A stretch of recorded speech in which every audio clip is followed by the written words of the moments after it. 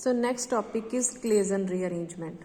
तो above reaction में हमने देखा how to synthesise ether using phenol. तो सबसे पहला काम था कि हमने फिनोल को कन्वर्ट किया in the form of sodium phenoxide. Then जब हम यहाँ पे SN2 मैकेनिज्म के थ्रू ईथर बनाते हैं यूजिंग अलाइल ब्रोमाइड, तो हमारे पास बनता है अलाइल अराइल ईथर, जिसको हम अलाइल फिनाइल ईथर भी बोलेंगे। सो जब इस अलाइल फिनाइल ईथर को हीट किया जाता है in the presence of an inert solvent such as diphenyl ether, तो यहाँ पे एक रीअरेंजमेंट होती है। That rearrangement is known as Claisen rearrangement.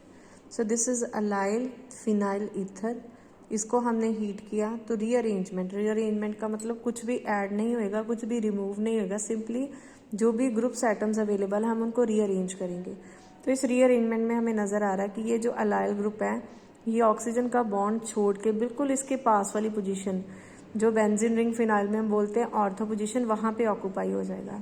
सो ये जो एक ईथर है ये वापस फिनोल में कन्वर्ट हो जाएगा।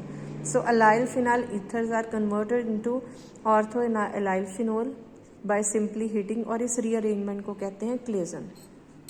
सो यहाँ पे हमेशा दो ही ऑप्शन है अलाइल ग्रुप के लिए, या तो बिल्कुल एडजेसेंट पोजीशन ऑर्थो पे चला जाए, और अगर कुछ ऐसी एग्जांपल हैं मॉलिक्यूल की स्ट्रक्चर इस तरह से है कि दोनों ऑर्थो पोजीशन ऑक्यूपाइड है, तो उसके पास ऑप्शन सिर्फ पैरा की है। यहाँ पे हमने ये याद रखना है कि किसी भी केस में वो मेटा पोजीशन पे नहीं जाएगा।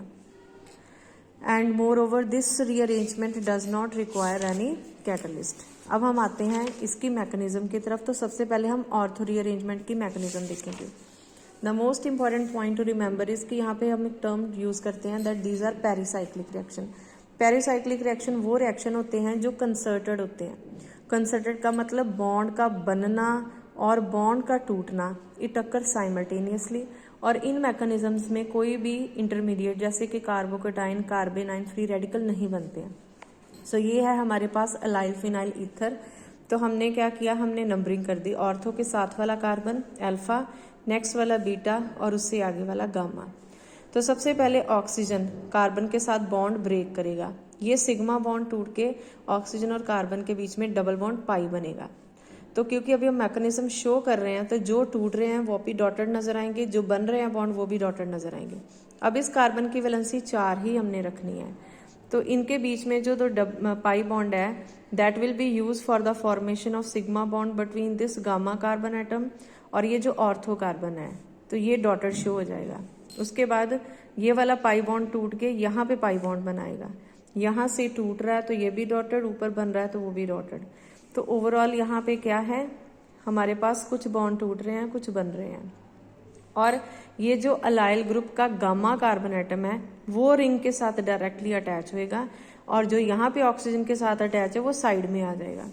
So first step is slow, क्योंकि बॉन्ड की ब्रेकिंग और मेकिंग में टाइम लगता है, और यहाँ पे एक साइक्लिक ट्रांजिशन स्टेट बन रही है, और यहाँ पे हम नंबर ऑफ एटम्स काउंट करेंगे। So we have 1 2 3 4 5 6। So this is a 6 member transition state. उसके बाद बॉन्ड जिसने जो टूटना है जो बनना है वो बन गया। यहाँ पे डबल बॉन्ड आ गया। इस वाले पोजीशन में हमें पता फिनाइल ग्रुप में हाइड्रोजन एक एटम अवेलेबल होता है, तो यहाँ से ये हाइड्रोजन बाहर आ गया और ये अलाइल ग्रुप अटैच हो गया। अगेन यहाँ पे होएगी टॉटोमरिज्म। टॉटोमरिज्म में क्या होएगा कि नेबरिंग हाइड्रोजन जो है वो इस ऑक्सीजन के साथ अटैच हो जाएगा, लेकिन this hydrogen will be released in the form of H positive ion. तो यहाँ वाला जो पाई बॉन्ड सिग्मा बॉन्ड है यहाँ पे पाई बॉन्ड बना के जाएगा, ये डबल बॉन्ड बन गया। ये ऑक्सीजन पाई बॉन्ड को तोड़ के नेगेटिव चार्ज में आ जाएगा, और ये H इसके साथ अटैच होके बन गया OH। So this is a tautomerism. और यहाँ पे हमारे पास एंड प्रोडक्ट क्या है, अलाइल फिनोल।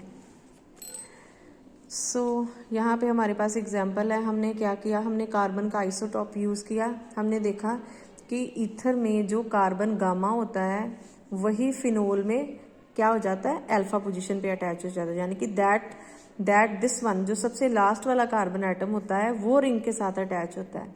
तो ये रिएक्शन उस चीज को डिपिक्ट करता है।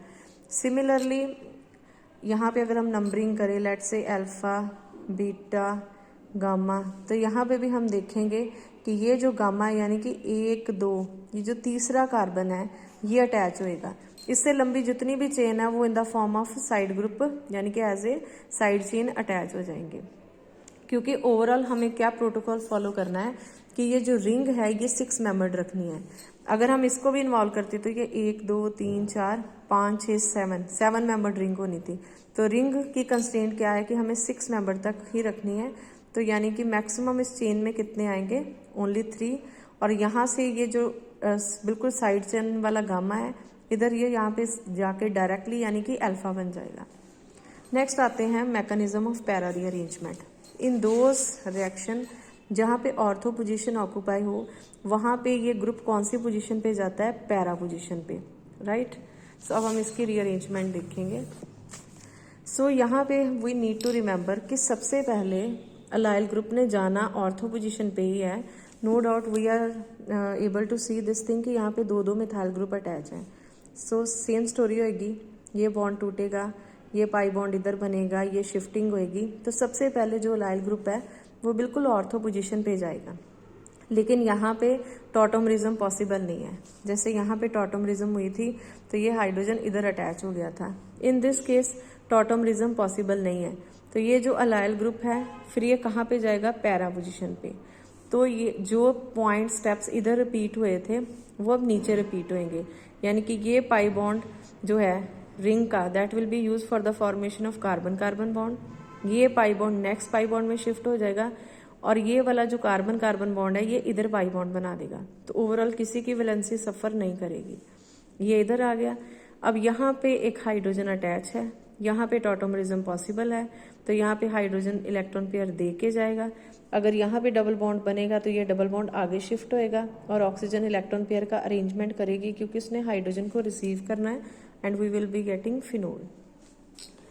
सो यहाँ पे एक इन्वर्शन हुई थी in case of ortho rearrangement, क्योंकि ये चेन सीधी चल रही थी बट वहाँ पे जाके उल्टी अटैच होती है।